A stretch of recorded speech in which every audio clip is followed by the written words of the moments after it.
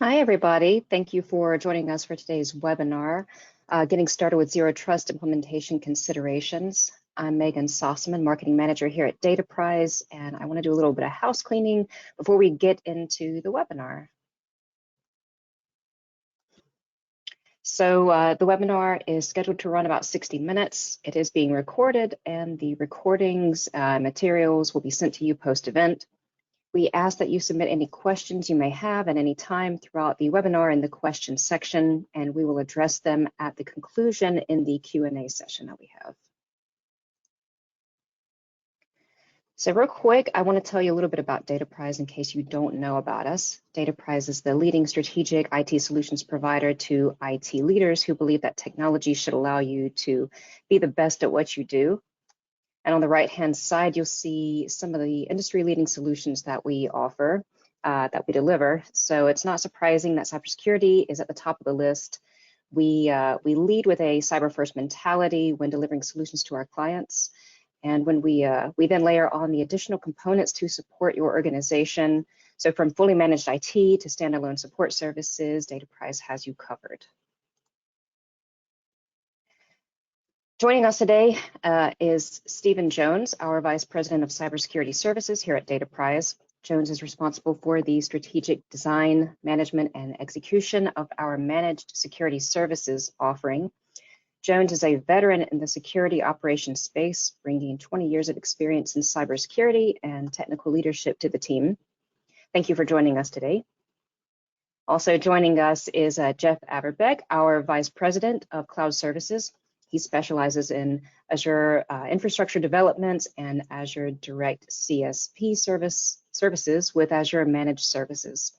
He has extensive experience in, of course, Azure and VMware virtual environments, as well as a whole host of other cloud-related strategy migration and consulting expertise. So before I hand things off to Jones and Jeff, I want to give you a real quick overview of what they'll be getting into today on this webinar. So first, we're going to cover what Zero Trust is, what it's not, and the benefits and trade-offs of implementing a Zero Trust network architecture. Then we're going to dive into Active Directory and Microsoft Defender, as well as the benefits of moving to Azure Active Directory versus the traditional on-premises. And then finally, we're going to illustrate how this could work with a Zero Trust use case, followed by the Q&A session. And with that, I'm going to pass things off to Jeff to get us started today.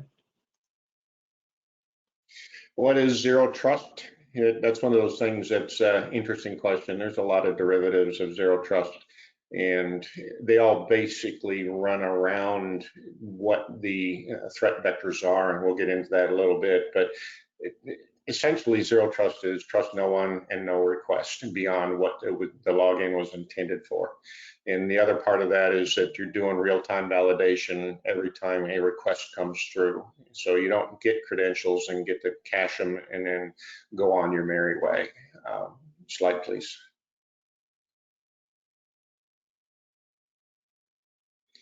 So really the key principles in what we're trying to do is continuous verification. That's the most important thing. I will be talking more about the Active Directory side of things, since that's really where the the identification and the logins are persistently being pushed and answered. And Jones will be more of the endpoint management and things like that. So continuous verification just means exactly that. Every time somebody wants to get creds to log in somewhere, they are bounced against something to verify them. And then the reason for that is because of the phishing that's going on these days with people utilizing an email login that has creds and elevating their abilities, and we want to limit the blast radius and limit that type of approach. And so with all of that, what we're doing is we're collecting through Defender and a few other tools, all of the the asks and the responses coming back from those asks, so we can tell if there's anything brute force going on. And so a lot of that is automatic, but then a lot of it actually has to be looked at on a per case basis, which is really where Jones' teams comes in with a lot of this stuff. Next slide, please. One sec, real quick. I wanted to add one thing there, Jeff, if you don't mind, on the previous slide. It's a question I get asked a lot when we talk about zero trust, and the way you worked through some of these items that ZTNA is addressing. I get asked about least privilege and zero trust, and aren't they the same thing, and or how do they play together? And the answer is that they do work together. Zero trust is kind of a form of least privilege, although it is a more strict form of least privilege. So we would still want to implement least privilege roles when we're designing zero trust architecture, because we do want to ensure that people only have access to the things that they need to have access to. But unlike traditional least privilege in a traditional network architecture, where you have a credential that, again, is cached and can be used repeatedly without further verification validation, ZTNA is fixing that specific problem. So these two things are not mutually exclusive. They're actually very friendly with each other, and really should be used together. So sorry to make a harsh transition there, just couldn't get the mute button fast enough. No, that's good. Okay, we can jump to the next one. This is really a picture of zero trust in the AD world. And again, we're going to see a threat vector slide here in a little bit. But if you look at this, what has happened in the past is someone that has an O365 identity actually has had elevated privileges in these other tiers using the same login. And so that's really where all of the problems stem from. And so when Microsoft actually developed this amongst other people, but they used to call it Red Forest. And so their Red Forest terminology really was to do a separate AD configuration where we actually looked at the end use and the security required in that area. So tier 0 at the top of the pyramid is really your master recording of all of the identities in the system. That has to be extremely secure. And so you may only have 1 or 2 people that have access to the domain admin creds necessary to modify that. And the big difference between all of these is if you have a tier 0 cred, it is only good for tier 0. And so you can't go down the pyramid with that. You on certain cases you can build it where you maybe go down 1 level, but this is the blast radius mitigation that I talked about earlier. You want to contain and have it extremely secure in the tier 0, because that's really where everything comes to get the creds approved and allowed. So then the tier 1 is really the way we do this, is to put all of the elevated risk workloads into the tier 1, which is your production application servers, or your production SQL servers, your production anything that's production lives in tier 1. And that is a production admin. And so if you have creds for that, typically what we would do is we would have, my email address for Dataprise is jeff.averbeck@dataprise.com. That lives in tier 3, and that's the only place that login is good for. If I have a tier 1 or a tier 0 admin, it would be actually admin0_javerbeck@dataprise.com. And there's nothing on that but the security groups that I belong to that allow that login to work. And I'll talk about the security groups in a little bit. So continuing down the pyramid, it gets a little bit more lax as we go down. So you may have multiple tier 1 admins, probably segregated again by security groups in AD based on the applications or the departments or anything else. But again, you're limiting the blast radius of a compromised login.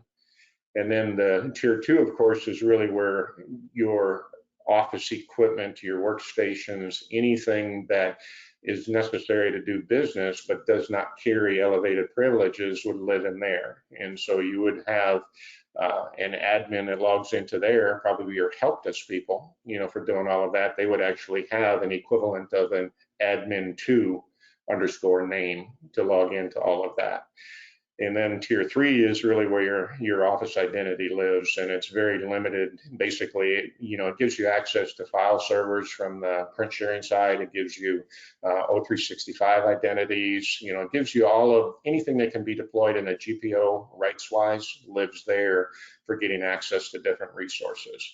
Sometimes you can go beyond tier 3, but we haven't found that necessary to do that. So the challenge with this is that you sort of screws up your your login, single point login from doing everything, and that's by design. So you really can't do that with this. Your login has to be consistent with the level that you're coming in at, or the tier that you're coming in at. Jones, you got anything to add on this one?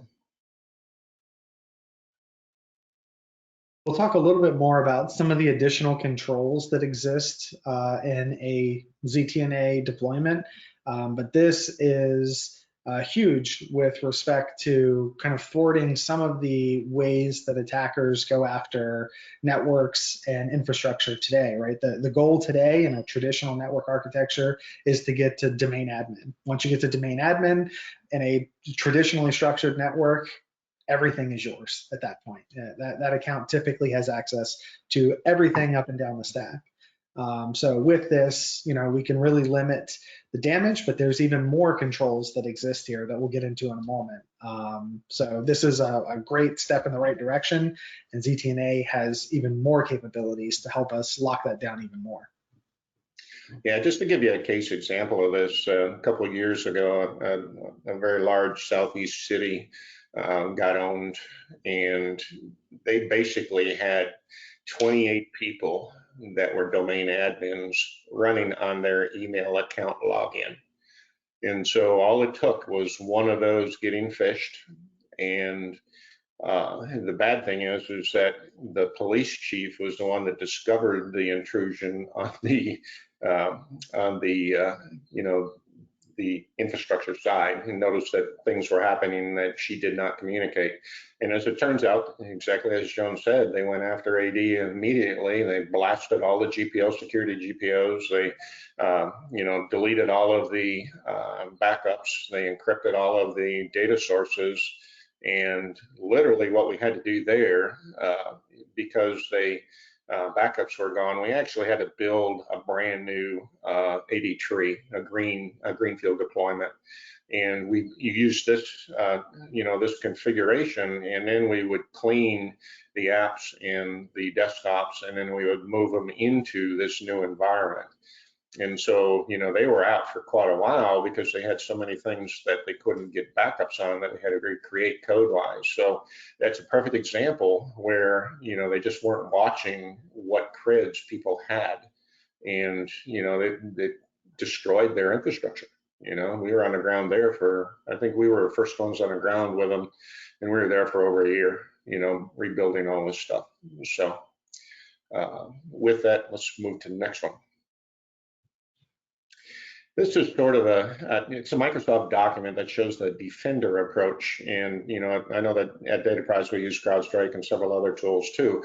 I'm going to talk more about this since I live in the Azure world, and all of these things are built in. And then Jones can talk about some of the other stuff that's done. In fact, I'll hand it off to him here in a second. You can see that, the threat vectors that we have are far and broad. And so what the approach that we take is not one product can do everything pretty well. And so within the Defender world, they are actually tuned to whatever they're being applied to. So we have Defender for apps. Some of the things that don't show up on here, we have a Defender for Windows Server, Defender for SQL Server, and then we have a lot for identity and O365 and the rest. And so what we're trying to do now is, once we build the tiered approach to this, then we will take and apply these different Defender modules to protect against brute force or whatever else is coming at us in the different areas. And then all of that is fed into Microsoft Sentinel, which is what we use, and Jones can talk more about that. But essentially that becomes the SIM or whatever tool that you want to evaluate. In fact, it can feed other things too. But just know that there's a whole lot of attack vectors. Jones, why don't you grab it from here? Yeah, sure. So if you're to walk through some of this example and talk about some of the features that exist here. And again, we're focusing primarily on Microsoft tools and infrastructure here. Microsoft is a huge pioneer in this space with the Azure AD capability and all of these Defender components. They have created this zero trust model by stitching together all of these different components, things like 365, Windows Defender, Advanced Threat Protection, Azure Active Directory, the Defender System Guard, Microsoft Intune. All of these things are components of their ZTNA capabilities. So looking at how all of these tools can help stop an attack across different parts of the attack chain. Starting on the left-hand side, Defender for Office 365. This is providing some protection and some alerting out of the email capabilities. So biggest attack vector we see there is phishing, right? So phishing email continues to be pervasive. It continues to be extremely hard to stop. Extremely challenging to train end users to detect. So this continues to be something we see every day. What happens is they get a phishing email, they'll open an attachment, a weaponized attachment. There's a vulnerability out right now with some weaponized Word documents, or they'll click a link, a malicious link. Defender for O365 can identify sometimes if it has the capability to detect when either this link or these attachments are malicious. Sometimes these are unknown and they do succeed. So the next stage in this attack is they're going to alter the endpoint. And this is where Defender for Endpoint has an opportunity to intercede. So there's typically an exploit of a vulnerability, which is going to lead to an installation of some code. This typically is going to be a small piece of code that's going to call home and actually look for the actual tool set that the attacker wants to use. These tools are going to give the attacker the ability to do things like steal session keys, potentially compromise the identity of the user that clicked this email. And moving through further to the right, we have Defender for Identity. And this is really concerned around looking for queues and logs from Azure Active Directory. It's looking at a variety of different queues out of Azure Active Directory to understand if a user account is compromised, if a user is doing something abnormal, if they're doing something abnormal from an abnormal location. There's lots of different components that these tools evaluate to make a determination. Now, in a traditional non-ZTNA architecture, this attack is very common. It is very easy to do, is why it is so common in 2022. You exploit a vulnerability from some machine that is not up to date with all of its patches. This is extremely common. We compromise the user's identity, and now we can do anything in this network that this user could do or had access to. Their full email inbox, any file shares that exist, SharePoint, things like that, OneDrive. The attacker now has access to all of these things, in addition to any other types of remote access tools that they're looking at doing, propagating by sending additional phishing emails from this user's account. But in a traditional architecture, all of these things happen very quickly, and there's really very little that is going to abate or stop this movement.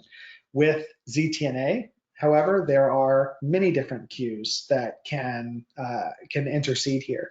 So from the endpoint, we can look at what the user is actually doing with certain types of commands, certain applications. From an identity perspective, we can look at what this user is doing that may be abnormal. We can make decisions based on things like the role, the user, the device, even a location. It's even keeping track of the risk of the session based on what the user has been doing.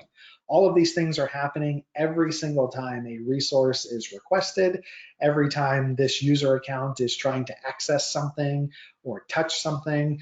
All of this verification is happening every single step of the way.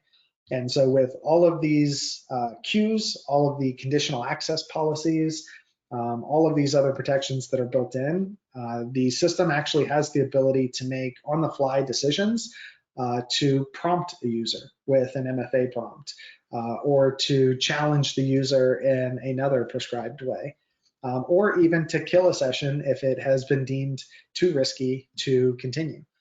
So all of these things can happen across this entire threat chain, this attack chain, to stop the attacker from successfully carrying out the rest or any part of this attack.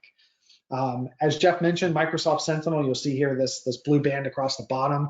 This is the SIM component, the equivalent to things like Splunk, QRadar, Sumo Logic.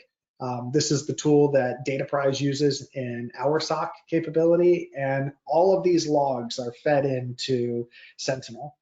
This is where SOC analysts are monitoring all of these alerts and queues. We're looking for things like the alerts from Defender Identity letting us know that it has detected suspicious behavior, or it has killed the session because it failed an MFA prompt. This is where we're getting alerted to the fact that there is a security incident. And we can get multiple alerts that compromise one incident, or that compose one single incident. Now, the top of this arc is really focused on external threats, but all of this applies for insider threats as well. Insider threats are a huge risk to all modern businesses. They are the ones that we tend to pay the least amount of attention to, but we hear stories sometimes about disgruntled employees, folks that are committing espionage, corporate espionage for a competitor. And we still need to be able to detect those as well. All of the things that I mentioned above with identifying suspicious or abnormal behavior, looking for unusual patterns of activity, things that are happening from machines that they shouldn't be, conditional access policies, all of these things can apply to insiders just like they can from an external threat. And so that's where this kind of all comes together, is that these policies apply equally inside and out. And we can build really granular policies to identify people that are doing things they shouldn't be doing. For example, if Jeff has, no business really accessing any of the accounting shares, file shares, servers, services, but we start to see that he is doing those things or attempting to do those things, we can shut that down.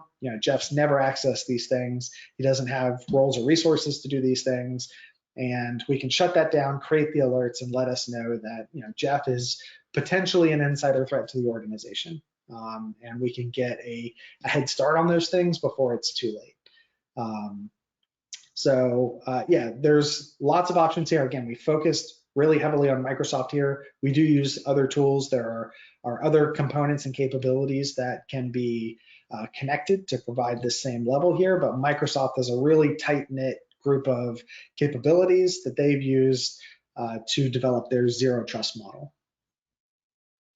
Yeah, if I can add one thing here, I know that you guys use a lot of workbooks and automated processes, and that's what's really nice about this is there's a huge amount of AI that's going on in all of these different Defender modules that are coming in, and I know that both you and I have created a substantial number of workbooks to work within this environment.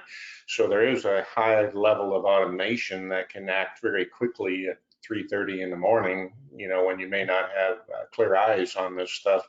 And we try to limit how much we do via automated processes, but if you're being brute forced or seeing somebody trying to access something from Russia or wherever, you need to shut those off. And so that automation is customizable to the individual clients. And so we actually have a boilerplate batch of workbooks that we have, and then we can customize them to individual situations. So the scripting capabilities behind the scene are just unreal. And I think that's one of the things that I enjoy about working with the Sentinel infrastructure is just the coding capabilities and the scripting capabilities behind that. Yes, absolutely. Next slide, I think. So this is, we spent a little bit of time talking about all of the cool things that Microsoft has done. One of the big pushes we've seen for folks that do want to get started with Zero Trust is going to Azure AD. This is a huge step in providing you a lot of tools and a lot of capability that can underpin a successful ZTNA implementation. For one thing, unlike a traditional on-prem capability, Microsoft guarantees 3 nines availability for Azure AD. This is huge in making sure that your identity provider is up when you need it to be up. Multi-factor authentication is built in, and there are a number of different ways that this can happen, from the Microsoft Authenticator app to OAuth tokens, SMS, even voice calls. I actually did, I think, a webinar and an article about this before. Please don't use the voice call one unless you really, really have to. There's some really interesting use cases where that can be very easily manipulated by a threat actor. Conditional access policies. I talked a little bit about this on the previous slide. To go into a little bit more depth on what these are a set of kind of if-then-else statements that exist that you can create very granular rules for. So when Jeff talked about before the pyramid with the different tiers, we can do all kinds of really neat things where we can define very strict access policies to things based on a number of different factors: the user, the group membership that they're in, the location of their IP. We can say things like only people within the United States can access this resource, or maybe only somebody in this city can access a resource. We can get very granular with those things, and we can even do checks on the actual devices themselves. So we can do very neat things like saying only somebody with an approved corporate device, right? And we know what that looks like. It has a certain type of fingerprint or a certain collection of settings. Only somebody with a certain registered corporate device can access this resource under these restrictions. So we can get very granular with these. These are the things that are going to limit your blast radius, to use Jeff's comment earlier. These are the things that are really going to help define who can do what and under what circumstances. You may be okay with a user accessing certain things if they're on their corporate device. You may be less okay with them accessing those resources if they're on a personal device. You may be okay with limiting some of that access, right? They can do certain things, but not others.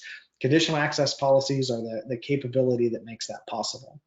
And then privileged identity management in Azure AD. This is a heightened level of control over privileged accounts. So your admin accounts, your domain admin accounts, all of these things can be locked down, again, with very similar type conditional access policies.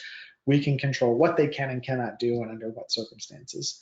And then, of course, also single sign-on. So this is kind of a look at, this is not even all of the capabilities that exist in Azure AD, but this is, I think, some of the more notable things that can really get you started on your path to a ZTNA implementation.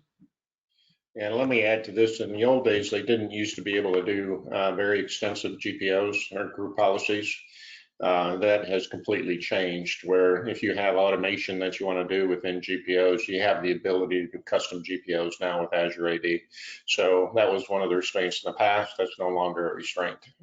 And so you pretty much can do anything with that you can on-prem AD within Azure AD, and the tier 0 goes away from any access in the pyramid approach with Azure AD. So all you can do is the user side of things and the programming side of things within Azure AD, and so that's a good thing. Next slide, I think. All right, so a quick zero trust use case here, looking at a scenario where a user receives a clever phishing email that's looking to harvest credentials. They click on some links, maybe they input their credentials, which the threat actor steals, and the threat actor immediately tries to use those stolen credentials to access that user's email account or maybe other corporate resources. Now, the result with the zero trust architecture is that this threat actor is going to be logging into the user's account from a different location, right? So they're probably not sitting directly next to that user. So they're going to immediately get that MFA prompt because our conditional access rules are going to kick in and say, this doesn't look right. This user's already logged in one location. Now we're seeing a second location. So we're going to prompt with MFA to make sure this second location is actually real and make sure it's not an unauthorized access. So the threat actor is not going to get past that MFA. The next thing they're going to do is they're going to try to use this user's stolen credential to access, again, the company's accounting system. Now, conditional access policies are going to recognize that this attacker is perhaps in an unapproved country, they're on an unapproved device, maybe even this user does not have access to the accounting system. So once again, we're either going to get prompted for MFA to prove our identity because the system does not inherently trust any of these requests, or this session is going to be dubbed risky and be terminated by our conditional access policy, depending on how we have this set up. So device audits are going to reveal this attacker is not on a corporate machine. These MFA prompts are going to basically stop this attack dead in its tracks because this attacker is going to fail multiple authentications, multiple identity verification procedures. And this is exactly why we go with ZTNA implementations. Is a traditional architecture, this attack could have been very successful. This attacker could have accessed other things, or at a bare minimum, the user's email. And we see this all the time.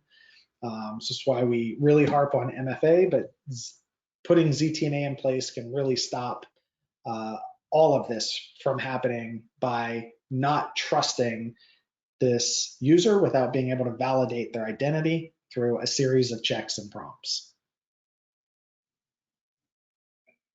Next slide. I think one thing I do want to go through right here is, the process for doing this can seem pretty daunting. We actually do quite a few hybrid, deployments from this. It's not an all or nothing type thing. And what you try to do is just take and create through AD the security groups that align with each one of the tiers. And so on the user side, we don't have to recreate the wheel and create a brand new greenfield environment with users and everything else. All we really do is orchestrate the GPO security along with security groups and normal groups, and then start deploying those to the different tiers and infrastructure. And so you'll see the security groups will carry a tier designation on them, and that will tell you exactly where that security group or group is living. And then we create groups for applications and servers separate from people. And so in each one of those tiers, we'll have a admin group where people live, and then we'll have groups where machines and applications live. And so it's pretty cut and dry with doing this. The hardest thing you have to do is evaluate all the GPOs to make sure that you're not crossing boundaries when you're applying security or applying user rights or mapping drives and all that kind of stuff. So we basically will do a discovery process to just take everything that's in AD along with security groups, GPOs, people, and we'll print that out, not print on paper, but basically ingest all of that, and then we'll start carving that up, sort of as a whiteboard type approach to get the overall security that the customer's happy with. And then we'll probably remove some rights from some users where they had admin or other access and create another login for them with the proper designator that is limited to exactly which area that applies. So if you go back to the beginning, trust no one and trust no requests coming in unless you can validate and verify. So that's essentially what we're doing, is we're containerizing all this stuff so that they can live within that container when properly authorized, but they can't go beyond that.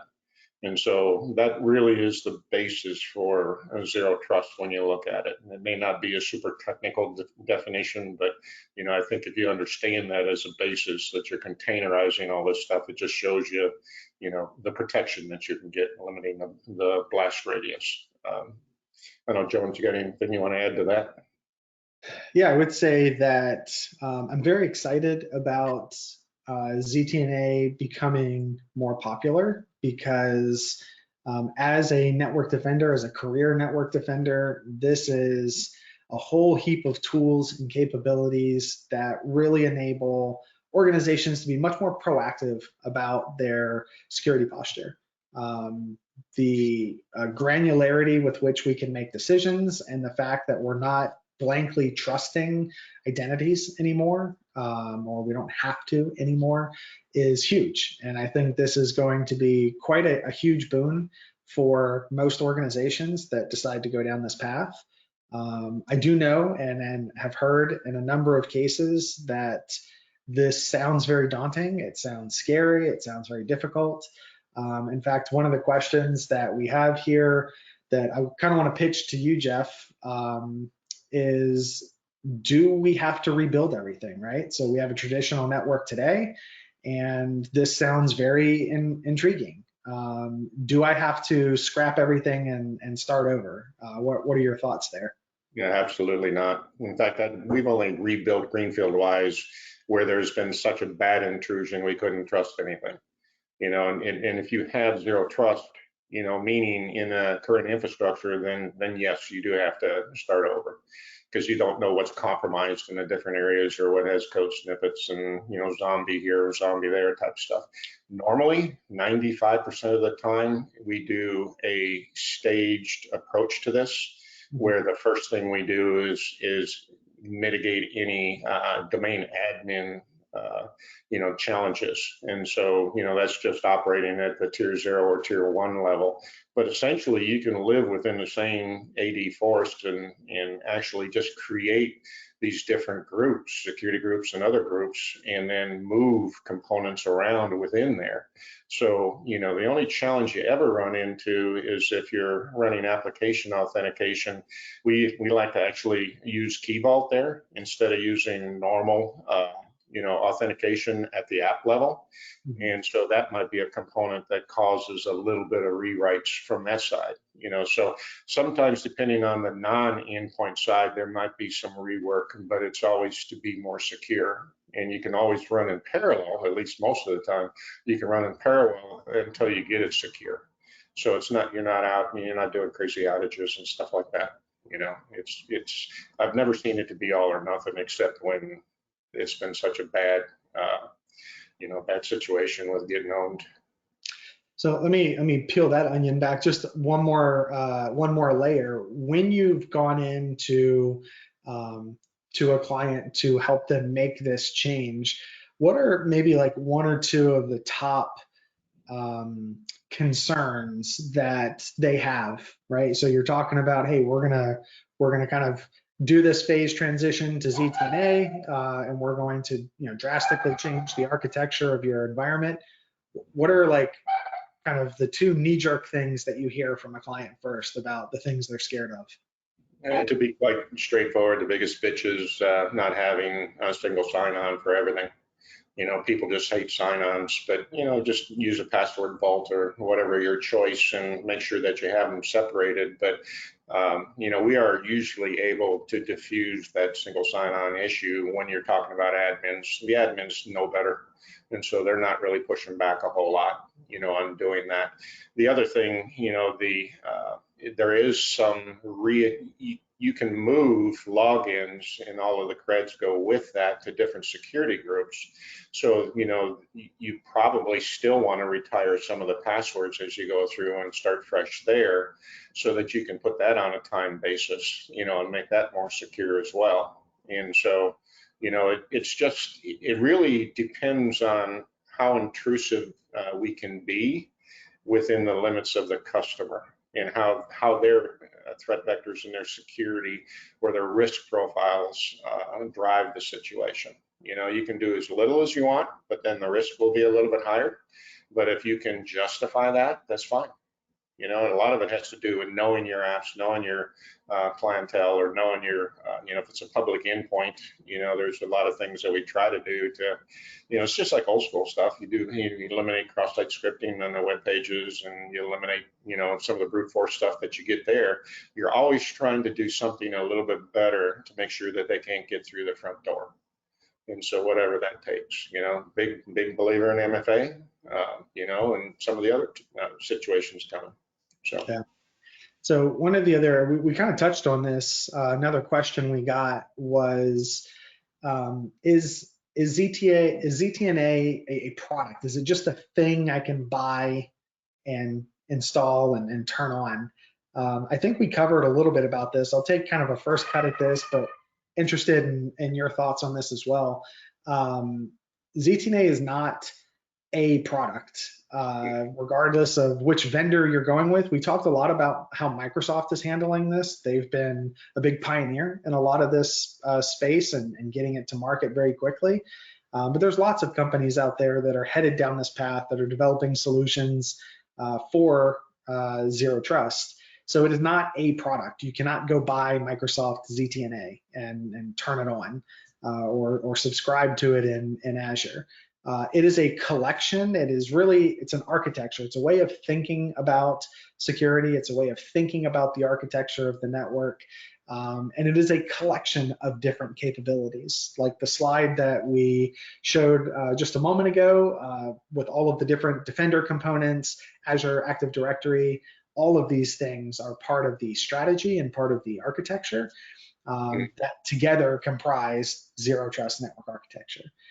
So it's a way of thinking. It's not a thing. There are lots of companies out there that are boasting zero trust capabilities, and they probably have a conglomerate of things that are brought together to provide this. But just wanted to make sure we're absolutely clear that this is not one thing. It's not a silver bullet. This does require some strategy. It does require some architecture work. This does require, some security forethought. But Jeff, anything else to add there on that? Well, the big thing is in our case, we do a lot of scripted deployments. We call it Azure Foundations, or Dataprise Azure Foundations deployment. So when we set up a customer in Azure, we're actually deploying all of the infrastructure through. We first talk with the customer and we decide, how many locations they have. We understand what their application base is, and we understand what their what their remote access is going to be, and then we will deploy our foundations, which actually can deploy a complete AD stack in a zero trust deployment. But through that, we're using bicep code or bicep templating within Azure that runs a lot of ARM templates. It's technical talk, but essentially they're scripting engines that will deploy all of this stuff, including all of the security groups and the tiering that you have within AD. Part of it's using PowerShell and JSON and a bunch of other stuff. But so you can actually get real close to deploying this with, it's not really an application that you can buy, but if you come talk to us at Dataprise, that's how we actually deploy it into a fresh deployment in the cloud. Then what we would do is take your AD infrastructure, move the actual, the URLs or the primary domains up there, and then just start moving people into those groups. And so you can sort of coexist with your existing AD, especially if we can convert to Azure AD, that you can do either, AD sync or several other things to make sure that your existing AD is synchronizing to Azure AD. And then once you get everything built properly, you can break that. And so there's a path for us to deploy really close to the Azure, to the Zero Trust infrastructure. And then there's a lot of customization that has to happen, but it's pretty efficient. It is pretty efficient. Awesome. So it's not scary, at least for us. I think we can probably talk you through it pretty easily, and we're usually pretty good at that. So, it is almost essential in this day and place, with all of the intrusions and threats coming in from various places. If you're not doing something similar to this, you're just asking for trouble. Agreed. Absolutely. I don't think there are any more questions. I think we've answered all of them that came in. So I will first thank everybody for joining us and for all of your interaction.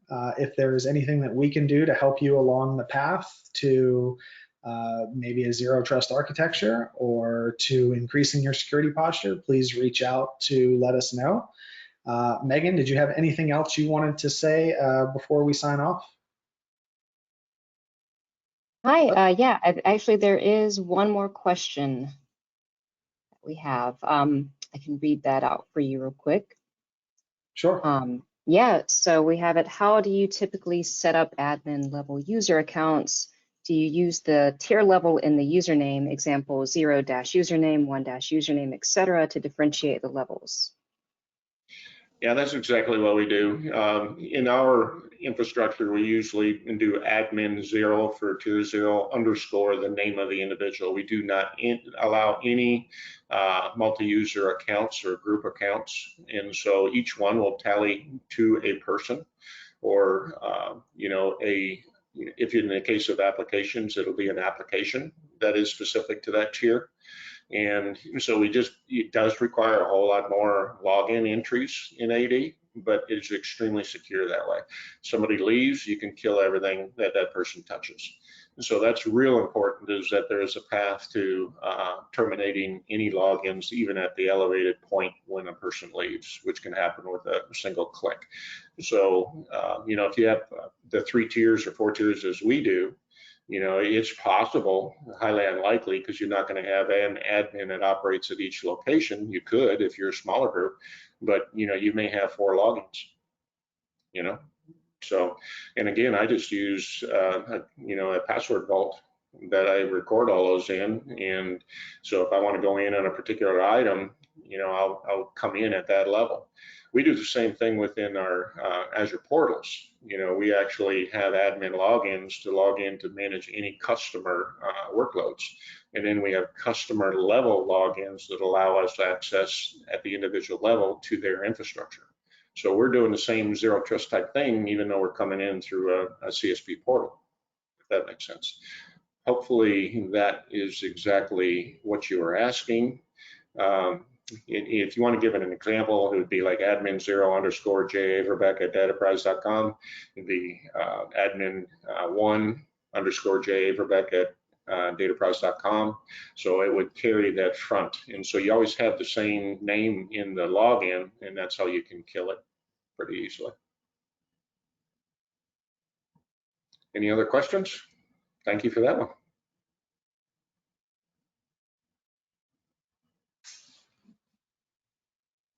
Don't see any more questions.